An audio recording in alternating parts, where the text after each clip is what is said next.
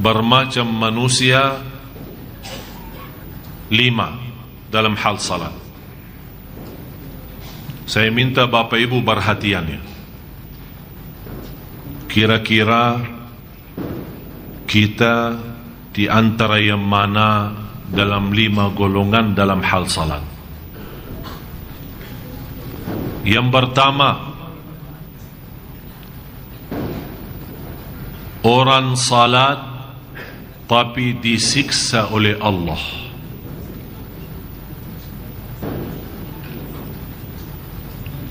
Orang salat tapi disiksa. Ternyata salatnya bukan menyelamatkan, malah salatnya membawa dia ke siksa Allah. Fawailul lil musallin alladzina hum an salatihim sahun. Suratul Ma'un.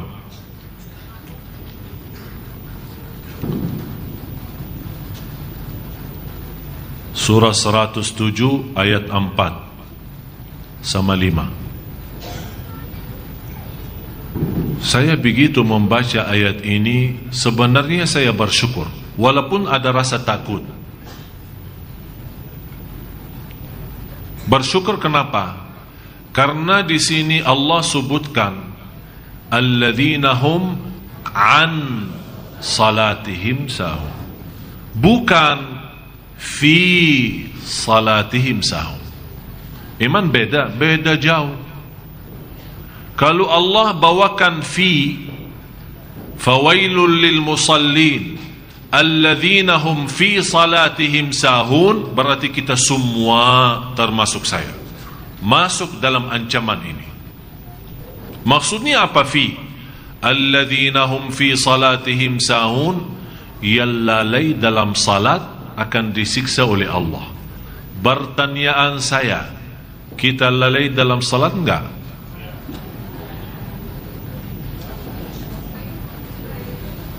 Sering. Ini ibu-ibu bilang sering.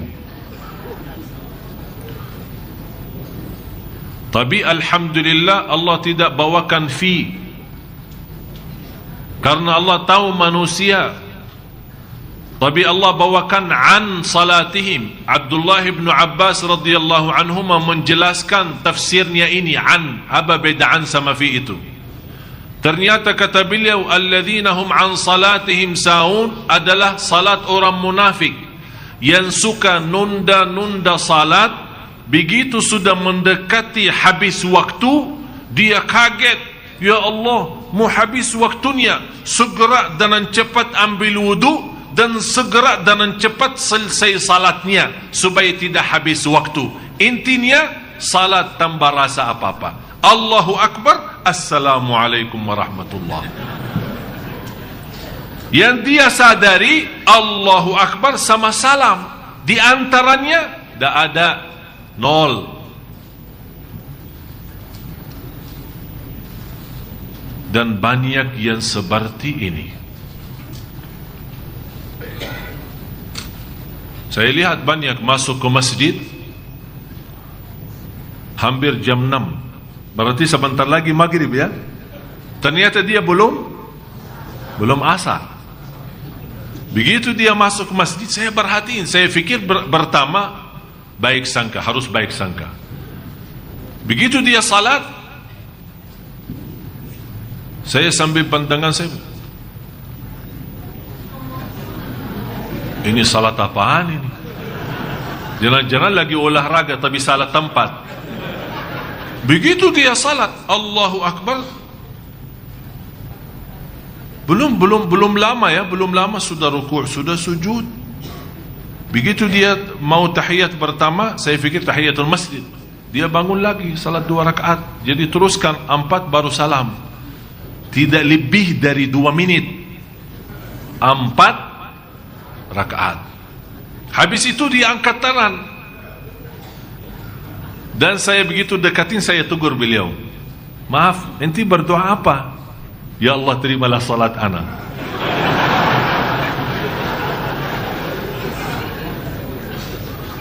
Malu, kita malu sama Allah kalau kita punya salat seperti ini. Kata Imam Ibn Qayyim rahimahullah, kalau anda belum bisa salat yang cocok bagi Allah, carilah Tuhan yang lain yang sesuai salat kita. Betul kata Imam Ibn Qayyim. Ini berkata Imam Qayyim 400-600 tahun lalu dia ngomong seperti ini. Kalau anda belum bisa fantas salat yang fantas yang cocok bagi Allah, cobalah cari Tuhan lain yang cocok dengan salatnya. Ya, kita salat sekarang tidak sesuai untuk Allah ini. Ini bukan untuk Allah. Itu yang dinamakan Rasulullah SAW, yang orang-orang yang bergerak dengan cepat untuk selesaikan salat karena takut habis waktu. Itulah kata Rasulullah, tilka salatul munafik. Begitulah salat orang munafik. Begitulah salat orang munafik. Begitulah salat orang munafik. Na'udzubillah. Subhanallah Bapak Ibu, saya mendapatkan belajaran, kalau kita salat tepat waktu bersama imam, jamaah di masjid, tenang. Saya pernah terjumus di jalan berjalanan, kemudian mepet pas asar, kemudian ada ceramah di satu tempat. Saya punya fikiran, udahlah kesana aja sekalian, nanti salat di sana. Dalam perjalanan, demi Allah Bapak Ibu udah tenang sampai ke tempat, dan salat habis. Saya selesai, memang sudah maghrib dekat, tapi begitu saya salat, saya sadar saya tidak salat. Baru sadar saya tidak salat, dan saya minta maaf, ya Allah, inilah salat saya seperti ini. Saya tidak pantas menjadi hamba-Mu ya Allah, kalau memang salat kita seperti ini. Tapi ternyata salat tepat waktu di masjid berjamaah, subhanallah, kita sepertinya mengangkat gunung yang besar di atas kepala kita. Sudah mendapatkan ketenangan yang luar biasa dan menyelesaikan kewajiban kita terhadap Allah. Baru kita fantas berkata, ya Allah, terimalah doa dan salat kami. Sudah jelas yang pertama, orang salat tapi disiksa. Apa artinya fawailul lil musallin? Artinya kalau di dalam bahasa Indonesia, artinya celaka bagi orang salat. Dalam bahasa Arab, wail satu kampung di dalam neraka. Istilah lain satu desa. Tahu desa? Satu kecamatan, ya, di dalam api neraka sendiri. Kepala kampungnya ada juga. Di sana ada kepala kampung, kepala desa, Fir'aun. Wakil kepala Haman. Ada juga orang yang terkenal di sana, Qarun. Ini mereka ditempatkan di sana. Tempat itu khususan VIP. Untuk siapa? Fawailun lil musallin alladzina hum an salatihim sahun. Neraka Jahannam yang saya kaget waktu saya membaca satu hadis, saya heran. Neraka Jahannam sendiri berlindung kepada Allah dari ancaman wail sendiri. Padahal wail di mana? Di dalam neraka. Panasnya 7 kali lipat daripada api neraka sendiri. Ini ruang VIP. Ini bagi orang salat yang sahun, yang sebagaimana saya jelasin sifatnya. Bapak Ibu, bagaimana orang muslim tapi tidak salat? Kalau orang yang salat tapi salatnya ya selalu tidak tepat waktu, suka gabungkan tanpa alasan, sebentar mau habis ini masuk ke ini, ketiduran salat subuhnya, tapi dia tetap jaga, ini sudah termasuk dalam ancaman ini. bagaimana orang yang tidak salat sama sekali? Na'udzubillah. Yang kedua, orang salat tapi dihisab oleh Allah. Dia selamat dari ancaman fawailun lil musallin, tapi belum mantap salatnya, dihisab. Seperti apa? Siapa mereka? Mereka adalah orang-orang yang tidak sempurna wudunya, yang tidak menjaga rukun-rukunnya, yang tidak mempelajari wajib-wajibnya. Dia salat ikut-ikutan. Dan di dalam salat, kalau dia Allahu Akbar, hilang, tidak tahu kemana. Sebentar di mall, sebentar di rumah, sebentar di Tanah Abang, sebentar naik busway, sebentar bayanan umroh, sebentar ingat masalah rumah tangga. Pokoknya kalau dia sudah Allah, sebelumnya tidak ada, santai aja, belum takbir kan? Begitu dia Allahu Akbar, udah masuk. Sepertinya dia lagi meeting dalam salat. Semua masalah dia mau selesaikan dalam salat.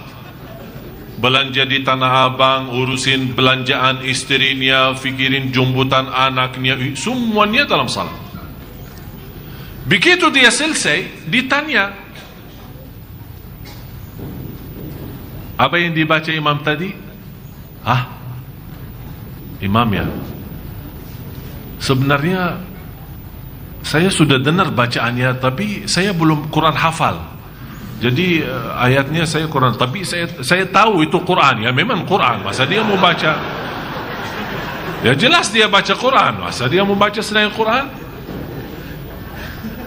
Tidak, maksud saya bertanya, Pak, Anda perhatiin bacaan imam apa? Rakaat udah begini aja. Rakaat pertama baca apa? Rakaat kedua baca apa? Bisa tahu nggak? Bisa ingat nggak? Satu ayat, satu apa saja. Sebenarnya saya jujur saja Ustaz, saya Quran hafal. Jadi saya sepertinya pernah mendengar ayat ini, pernah, tapi kok hilang gitu. Terus dia tanya kembali, maaf Ustaz, imam baca tadi apa? Saya bilang rakaat pertama qul ya ayyuhal kafirun, rakaat yang kedua qul huwallahu ahad. Masa sih? Dia berpikir ayat ini tadi baca. Memang terus terang saja Bapak Ibu, ini hal hampir 90%, termasuk saya bicara jujur. Kadang masuk salat Allahu Akbar, tidak tahu kemana, tidak ada rasa sama sekali. Selesai salat, oleh karena itu berusaha jaga sunnah ba'diyah qabliyah, namanya sunnah rawatib. Mudah-mudahan dengan sunnah qabliyah ba'diyah Allah tutupi kekurangan itu di sunnah, di salat wajib. Pertama Allah hisabkan salat wajib. Begitu malaikat beriksa, ya Allah, ini hambamu memang salat banyak, tapi banyak lubangnya, banyak bocor. Bagaimana ya Allah ini? Kata Allah, coba lihat, beriksa, ada sunnah-sunnah enggak? Diperiksa, duha, qabliyah, ba'diyah, salat malam, tahiyatul masjid, sunnah wudu, taubat, hajat dan yang lain-lain. Allah perintah malaikat, coba beriksa, ada sunnah-sunnah enggak? Kata malaikat, ada ya Allah, banyak sunnah-sunnahnya. Udah, tutupi aja lubang-lubangnya. Ditutupin semua, jadi salat sempurna, masuk surga. Ada yang lain, Allah tanya, coba beriksa salat sunnahnya. Ya Allah, tidak ada. Berarti salatnya bagi dia apa? Celaka kan? Oleh karena itu Bapak Ibu, kalau anda belum bisa sempurna dalam salat wajib, jangan tinggalin salat sunnah. Banyak salat sunnah, qabliyah, ba'diyah, tahiyatul masjid, sunnah wudu, masuk rumah, keluar rumah. Sebagaimana saya sudah jelasin berkali-kali, sunnah itu berbanyak semaksimal mungkin. Harun al-Rashid, salah satu khalifah, terkenal beliau setiap malam tidak kurang, di luar salat wajib tidak berkurang dari 100 rakaat.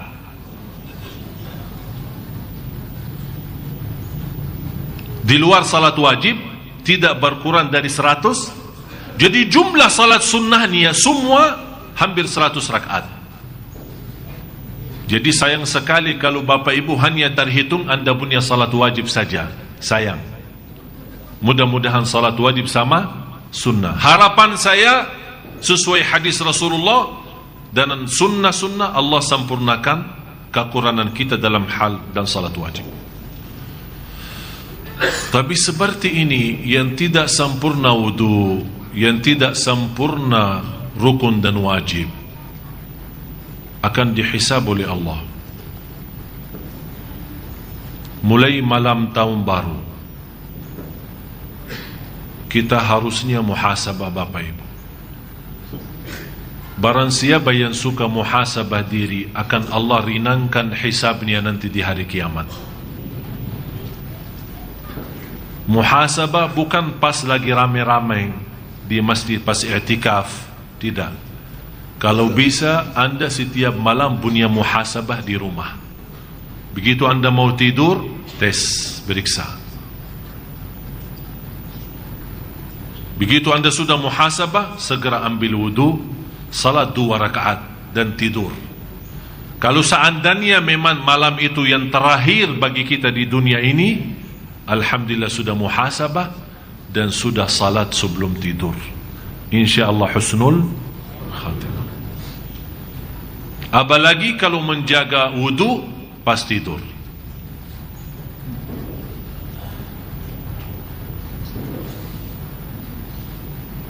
Jadi tolong diperiksa soal salat kita. Yang ketiga, salatnya mampu menghapus dosa. Sekarang Bapak Ibu harus fahami dalam 5 golongan ini, tidak semua salat bisa dapat pahala. Harus fahami itu ya. Tidak semua salat Anda bisa dapat pahala. Tidak semua salat Anda bisa mendapatkan ampunan. Tidak semua salat Anda bisa dihisab, dan tidak semua salat Anda bisa disiksa. Jadi semua ada apa? Turutannya, bagaimana sistemnya. Yang disiksa sudah saya jelasin. Fawailun lil musallin. Yang dihisab oleh Allah sudah saya gambarkan. Orang yang dia berusaha jaga wudu, tapi begitu dia masuk salat, malah saya pernah masuk masjid, di samping saya ada orang salat tahiyatul masjid ini. Allahu Akbar. Dia hampir sama saya. Allahu Akbar. Tapi dia suaranya agak kencang sedikit, jadi saya bisa dengar suaranya. Begitu dia habis Allahu Akbar, tahiyatut thayyibatul mubarakatuh, saya kaget. Habis itu dia lepasin tangannya. Sepertinya saya bilang, saya dalam hati saya pas lagi salat, alhamdulillah sudah sadar. Dia sudah sadar, pas takbirah ihram dia lupa, dia lagi berdiri, dia fikir tahiyat. Dia mengganti doa iftitah jadi tahiyat. Tapi ternyata Bapak Ibu, pernah satu hari terjadi sama saya peristiwa yang sama. Allahu Akbar, tahiyatut thayyibatul.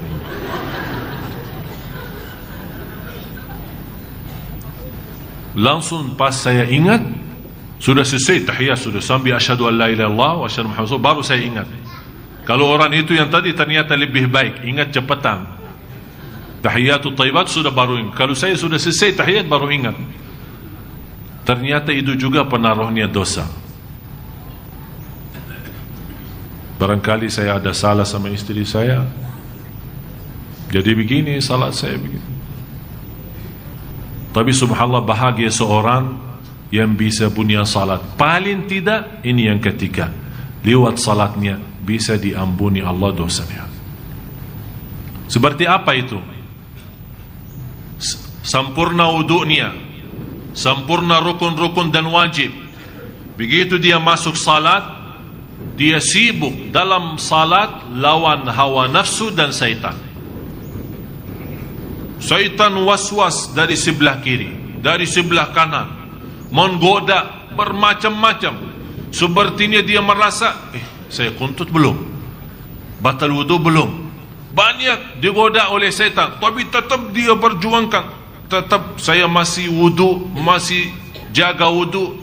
Ini hanya was-was, ini bukan kuntut, bukan suara, bukan bau, bukan apa-apa. Teruskan. Tapi hilang sebentar, datang sebentar. Hilang sebentar, datang sebentar. Dalam perjuangan ini, Allah tidak memberikan pahala salatnya karena belum sempurna, tapi Allah berikan ampunan karena dia berjuang. Berjuang apa? Lawan waswas, lawan syaitan, lawan hawa nafsu, lawan fikiran. Dan salah satu bapa ibu yang membantu anda bisa lawan waswas dan fikiran, pertama, saat anda merasa waswas, kerasin suara bacaannya yang cukup untuk didengar oleh telinga sendiri. Anda merasa sekarang waswas ya, merasa hilang salatnya kemana gitu, langsung anda Bismillahirrahmanirrahim, Alhamdulillahirabbil alamin, Ar-Rahmanir-Rahim. Kerasin suara dan rasakan dengan kalbu. Dan jangan biasakan diri setiap anda rasa was-was tutupi mata. Jangan menjadi hal itu biasa. Nanti lama-lama tidak bisa khusyuk kecuali tutup mata. Dan Rasul melarang kita lagi salat menutupi mata. Yang kedua, yang membantu kita bisa menghadirkan diri kita dalam salat, selain kerasin suara dalam bacaan, ganti-ganti ayat yang kita baca. Jangan qulhu mulu, rakaat pertama qulhu, rakaat kedua qulhu, dan seterusnya qulhu sampai mati. Ini yang membuat kita apa?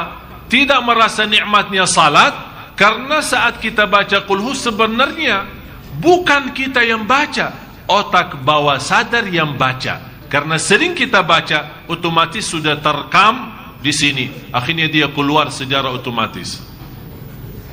Sudah faham? Jadi ganti, pas lagi salat anda rasa was-was, rakaat pertama ini ya, habis Al-Fatihah, Yasin wal Qur'anil Hakim, hafal 2 ayat, Allahu Akbar. Di rakaat yang kedua lari kemana gitu, Idza waqa'atil waqi'ah laysa liwaqa'atiha kadhibah, lillahi ma fis samawati wa ma fil ard, wa in tubdu ma fi anfusikum aw tukhfuhu hasib.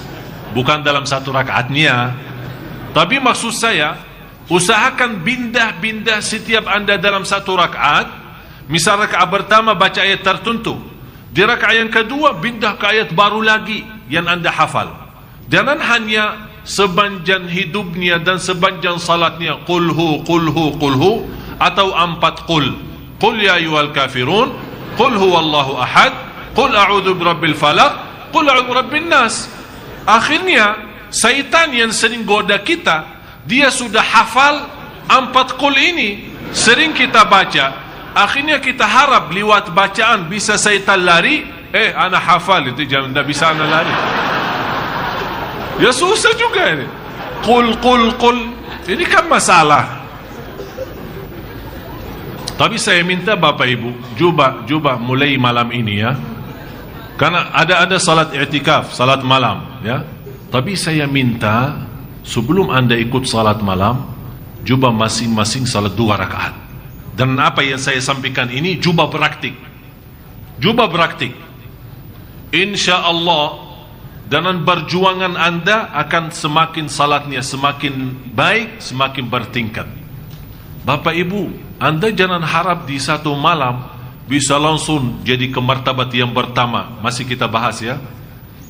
Ini kita masih, yang saya harapkan sementara ini golongan yang ketiga, lewat salat bisa diampuni Allah. Inna salata tanha anil fahsyai wal munkar. Kalau diampuni Allah berarti dosa kita sepanjang hari diampuni Allah. Begitu kita salat diampuni. Tapi yang keempat, oh ini jauh lebih tinggi lagi. Orang salat tapi dapat pahala.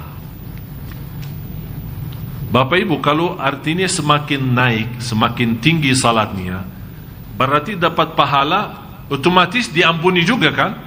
Semua kan di bawah, apapun yang di bawahnya dapat diampuni Allah Subhanahu wa taala, dimaafkan.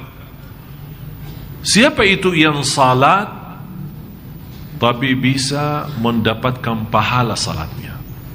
Artinya lewat salat dia benar-benar bisa merasakan nikmat salat. Yang sempurna wudu, sempurna rukun, sempurna wajib. Begitu dia masuk salat, punya kekhusyuannya luar biasa. Ka'bah di depan, surga di kanan, neraka di kiri, malaikatul maut di belakang menunggu saya selesai salat agar dicabut nyawa. Bisa rasakan enggak? Sebagaimana firman Allah Subhanahu wa taala suratul Mu'minun surah 23 dari ayat 1 sampai 11. Bapak Ibu tolong tuliskan suratul Mu'minun surah 23 dari 1 sampai 11. Itu yang kita harapkan. Qad aflahal mu'minun alladzina hum fi salatihim khashi'un. Di sini Allah jelaskan fi salatihim, beda sama an salatihim.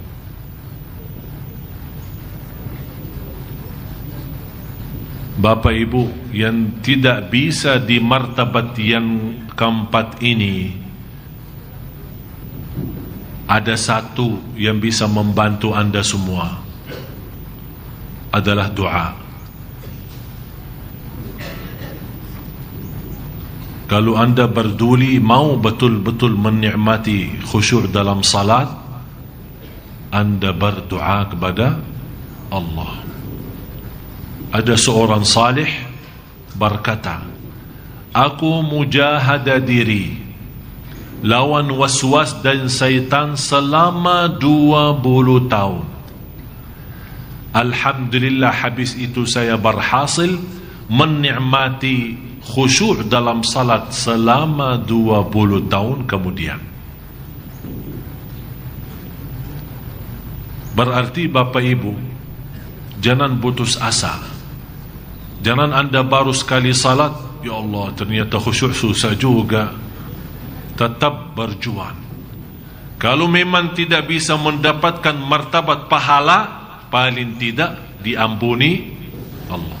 Supaya kita keluar dari masjid lepas salat sudah suci dari dosa dan maksiat. Yang terakhir, yang kelima,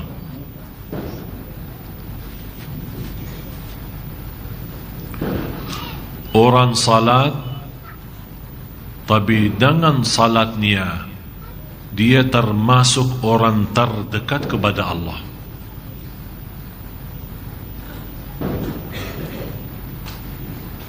Lewat salat dia bisa merasakan diri sudah dekat sama Allah. Saya tidak bisa berkata hal ini sulit, tapi hal ini hanya orang-orang yang benar-benar dibukakan oleh Allah hatinya yang bisa menikmati salat seindah itu. Orang salat namanya salat muqarrabun, yang didekatkan oleh Allah lewat salatnya. Jadi benar-benar dia datang begitu mendengar azan,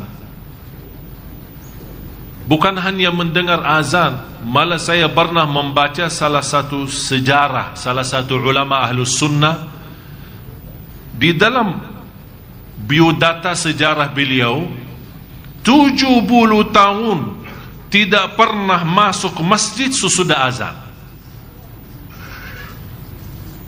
tidak pernah mendengar azan di luar masjid selama 70 tahun.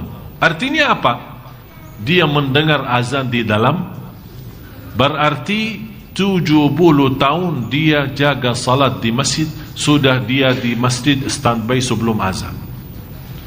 Ini seperti mereka yang Allah kasih kelebihan posisi terdekat kepada Allah lewat salat.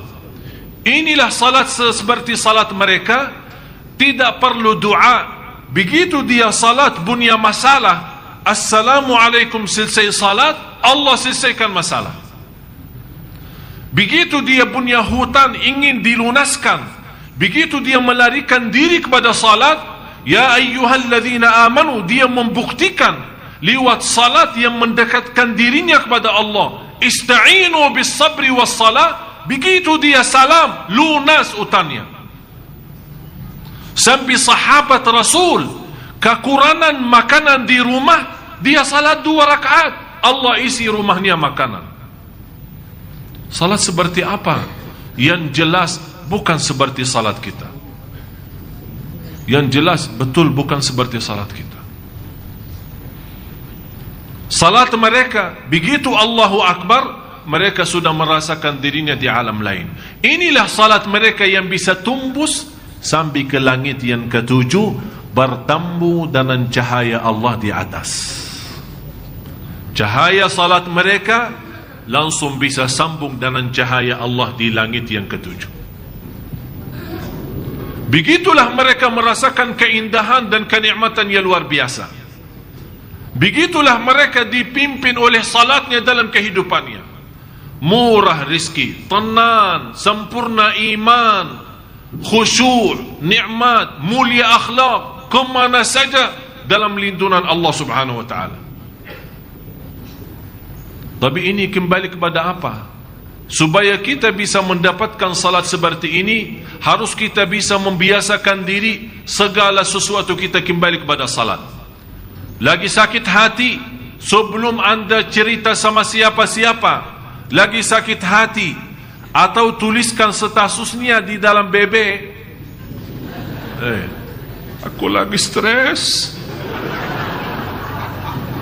Ala baca, dalam BB saya ada 498 yang ikut dalam grup BB saya hampir lebih dari separuh dari mereka statusnya aneh-aneh.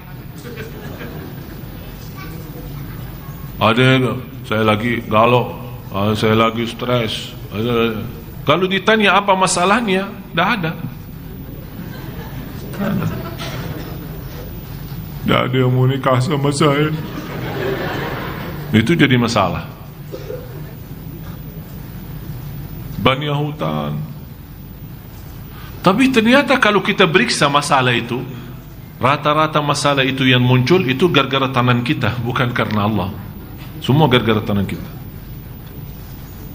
Oleh karena itu Bapak Ibu, sebelum anda punya prinsip seperti ini, di BBM-nya, di HP-nya, di laptopnya atau apa, mempunyai kata-kata yang tidak sesuai bersama Allah, lebih baik segera ambil air wudu dan salat. Punya masalah utang, segera ambil air wudu dan salat. Sebelum anda cerita sama manusia dengan harapan dibantu oleh manusia, ceritalah sama Allah, baru akan Allah bukakan hati manusia memberikan pertolongan. Anda yang belum nikah, salat. Anda yang lagi sakit, salat. Anda yang merasa tertutup perjalanannya, salat. Kunci membuka bumi dan langit, salat. Ista'inu.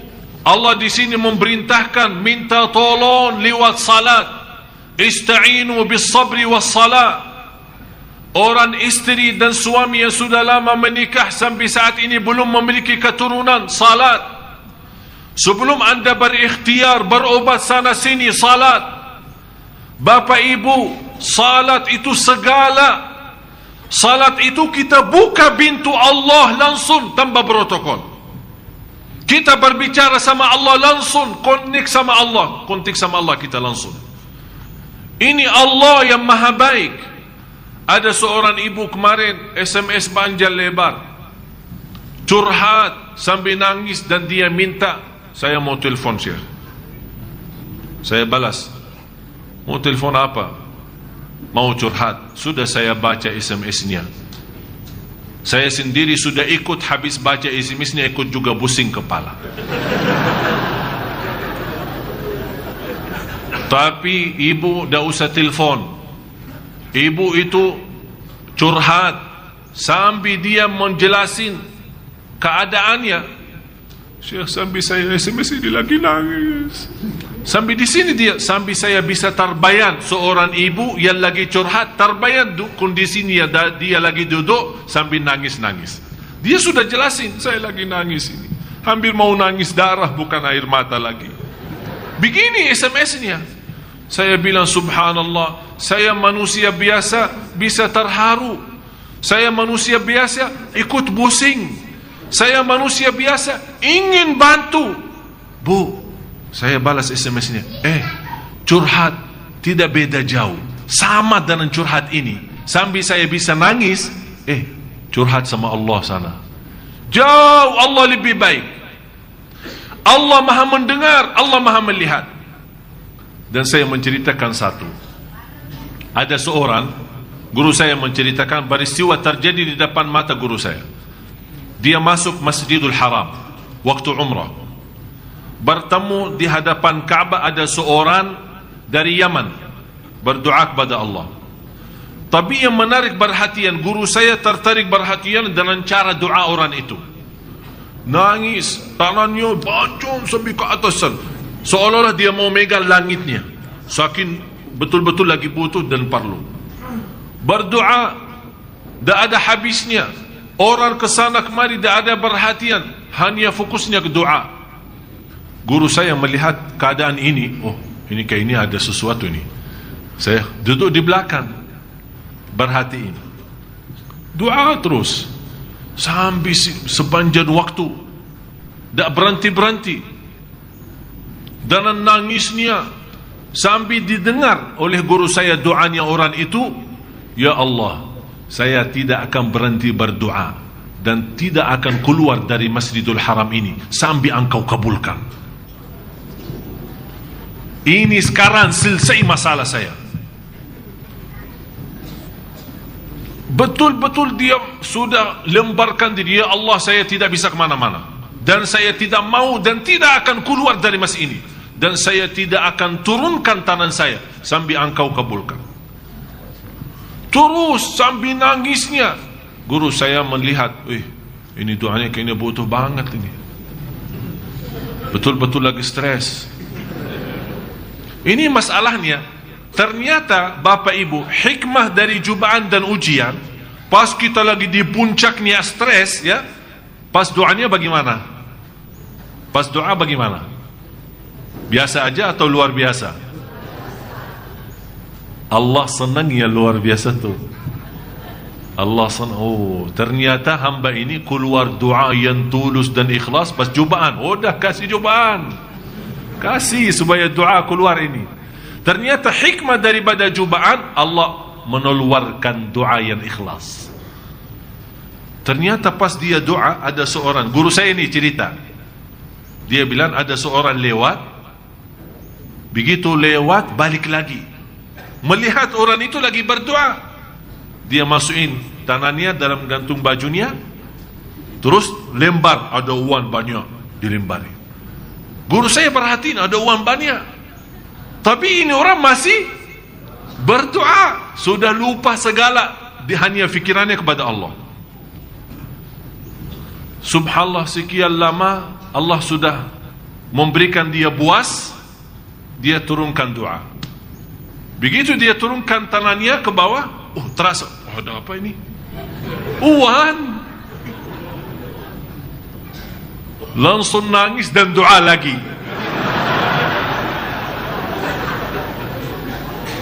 Dia tidak berhenti berdoa sampai ada kedengaran azan.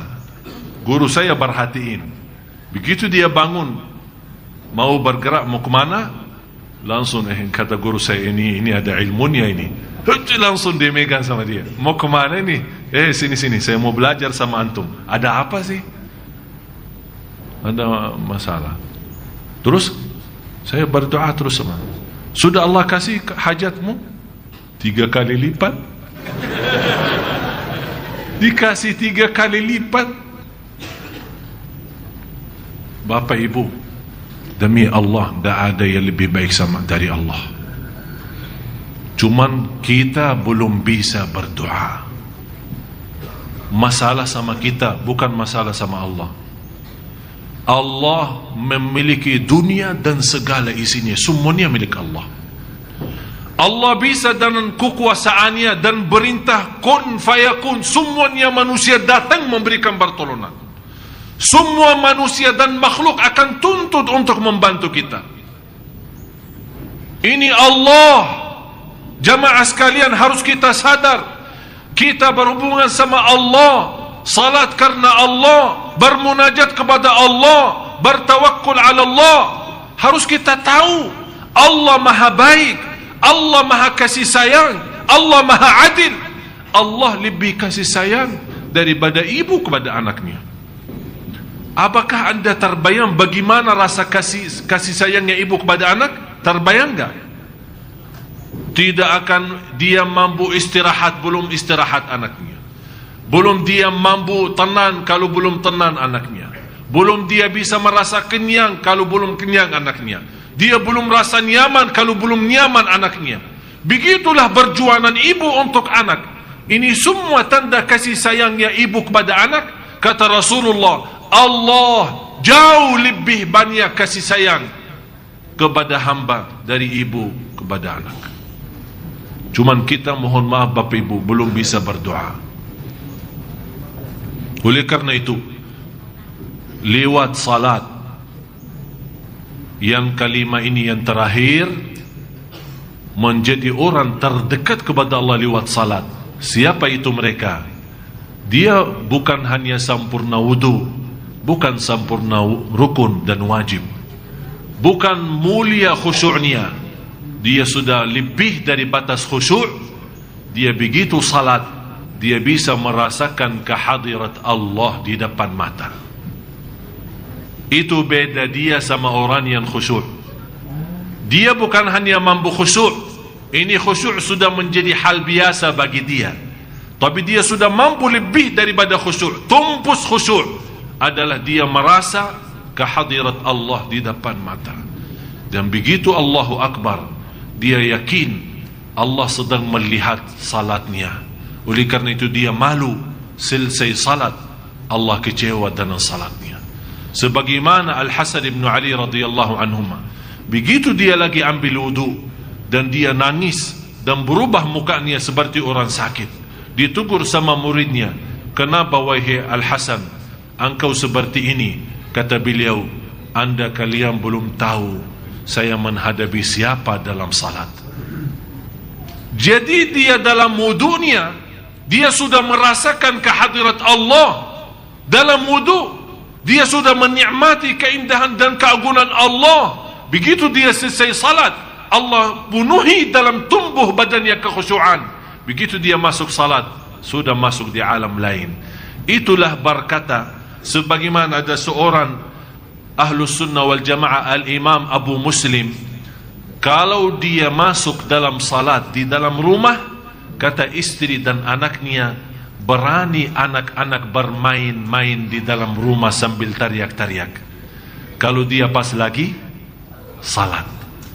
Karena beliau kalau salat, dia tidak bisa mendengar bisikan apa-apa, karena dia sudah di alam lain. Inilah salat yang kita cari. Itulah salat yang kita inginkan dan harapkan. Dan salat seperti ini tidak akan bisa terwujud kecuali dengan menanamkan rasa cinta masjid. Saya akhiri satu cerita. Udah habis ya? Habis? Saya akhiri satu cerita. Mudah-mudahan cerita ini bisa menjadi bermanfaat bagi kita semua. Ini cerita beneran terjadi di Tanah Suci. Ada seorang dengan ayahnya, habis Jumatan di Masjidil Haram. Dia orang tinggal di kota Jeddah. Jadi Makkah sama Jeddah kira-kira 55 kilo. Berarti 55 kilo dari Makkah ke Jeddah tembusnya 30 menit atau 25 menit. Karena beda jalanan ya. Kalau di Jawa 50 kilo bisa 1 hari belum sampai. Ini subhanallah, cerita ini dia membayangkan habis Jumatan di Masjidil Haram, kemudian bawa ayahnya pulang ke kota Jeddah. Di dalam perjalanan masuk waktu asar. Yang menarik perhatian anak itu, ada satu masjid di pinggir jalan hancur. Kelihatan dari jauh hancur, separuhnya hancur. Jadi sepertinya ada tanda, tidak ada orang baki masjid itu buat salat. Sepertinya bangunan lama lah sudah. Tapi tetap dia mau berhenti di situ dan salat di situ. Tapi ternyata apa yang terjadi? Begitu dia mampir ke situ, ada satu mobil parkir di luar masjid. Dia heran. Dia berkata sama ayahnya, "Kak, masa ada orang salat di sini? Udah, saya penasaran, saya mau tahu apakah betul ada orang atau cuma mobil aja tak ada orang di dalam." Begitu dia mendekati masjid yang hampir separuhnya hancur, terdengar suara Al-Quran. Ada seorang anak muda baca Quran suratul Rahman. Dia berhenti di luar sama ayahnya, menikmati suara yang indah. Tapi begitu habis bacaan Ar-Rahman, anak itu penasaran, mau tahu orang itu siapa dan kenapa dia salat di sini. Kenapa tidak cari masjid-masjid yang sudah siap? Ini masjid sudah hancur. Begitu masuk, ternyata bertemu dengan seorang muda sekali. Umurnya tidak lebih dari 20-23, kurang lebih lah seperti itu. Masih di umur muda. Langsung ditegur dengan ucapan Assalamualaikum. Orang ini yang muda yang ada di dalam masjid itu kaget. Sepertinya tidak pernah nyangka ada orang mau datang masuk ke sini karena tempatnya hancur. Langsung dia bilang Waalaikumsalam. Dan orang yang datang, dia berkata, "Anda sudah salat asar?" Kata pemuda, "Saya belum." "Udah, sudah masuk waktu, ayo kita sama-sama." Begitu anak muda bangun untuk salat asar, anak muda yang duluan duduk di masjid baca Quran, dia berkata, "Mau salat berjamaah? Ayo sama-sama kita salat berjamaah." Anak baru sama ayahnya kaget. Ini bicara sama siapa nih? Tidak ada orang di masjid. Kok dia bilang salat berjamaah?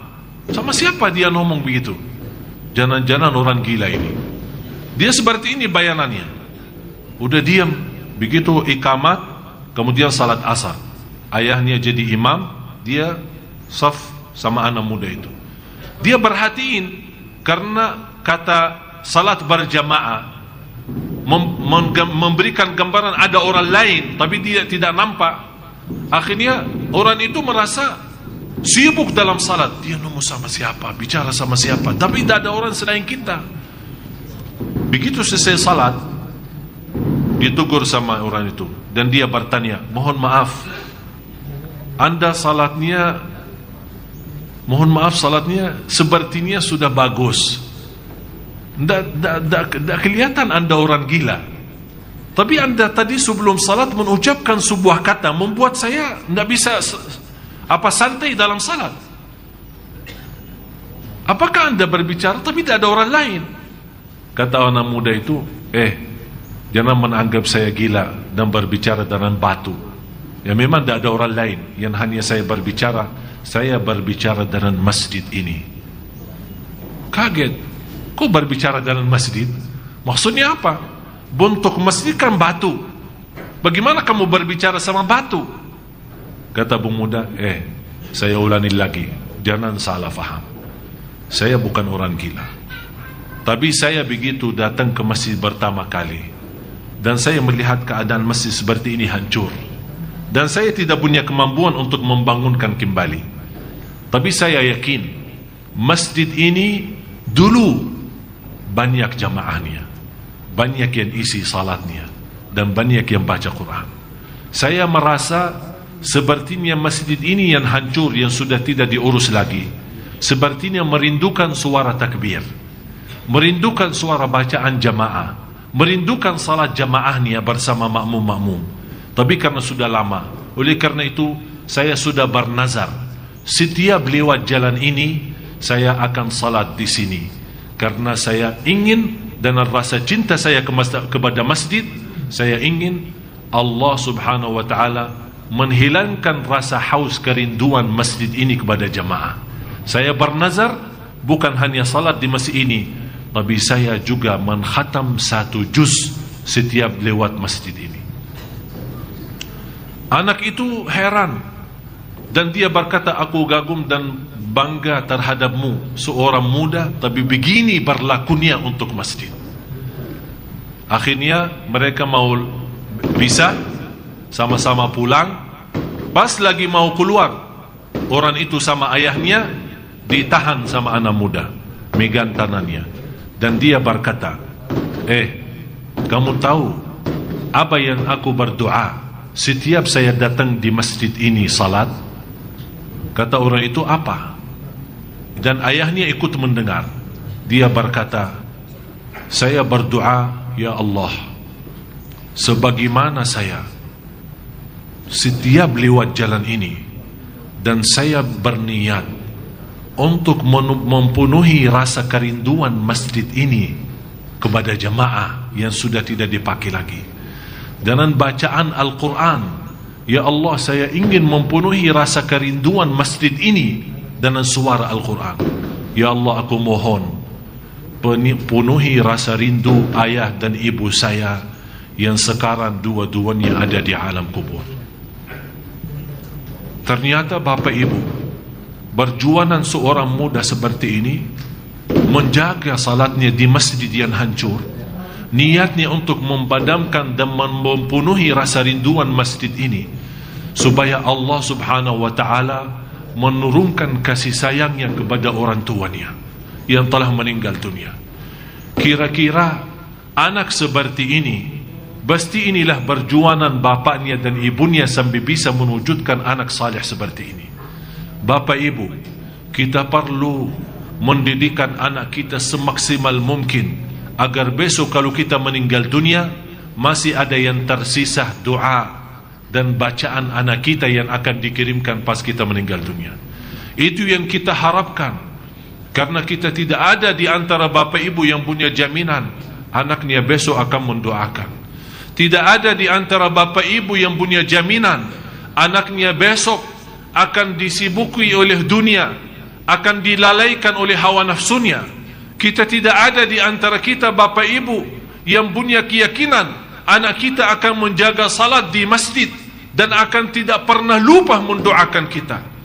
Oleh karena itu, marilah kita sama-sama menanamkan cinta masjid di dalam hati anak kita, menanamkan cinta Al-Quran, supaya besok kalau kita dipanggil oleh Allah duluan, masih ada yang tersisa dengan kasih sayangnya Allah yang diantarkan oleh Allah lewat bacaan anak kita, lewat doa dan salat anak kita. Marilah kita sama-sama dengan masuknya tahun baru 2013, sama-sama memperbaiki diri, sama-sama bertaubatan nasuha, sama-sama menuju ke ridha Allah, sama-sama menuntut ilmu yang terbaik dan memberaktik ilmu dalam kehidupan kita sehari-hari, agar Allah subhanahu wa ta'ala memberkahi sisa kehidupan kita dan mengakhiri hayat kita dengan husnul khatimah. Marilah kita sama-sama berdoa. Bapak Ibu yang punya hajat, yang punya masalah, yang punya hutang, yang punya apa saja bersama Allah, inilah kesempatan. Habis majlis ilmu, doa kabul. Habis majlis ilmu, doa terkabul. Oleh karena itu, marilah kita sama-sama bukakan hati kita kepada Allah dengan doa yang ikhlas dan tulus, dengan Allah maha mendengar, Allah maha melihat, dengan keyakinan Allah akan mengabulkan dan menijabah doa kita. Dengan hajat kita masing-masing, insya-Allah tidak ada yang keluar dari malam ini habis doa kita, pasti akan Allah mengisi dan mempenuhi segala hajat kita, lahir batin, dunia akhirat. Amin ya rabbal alamin.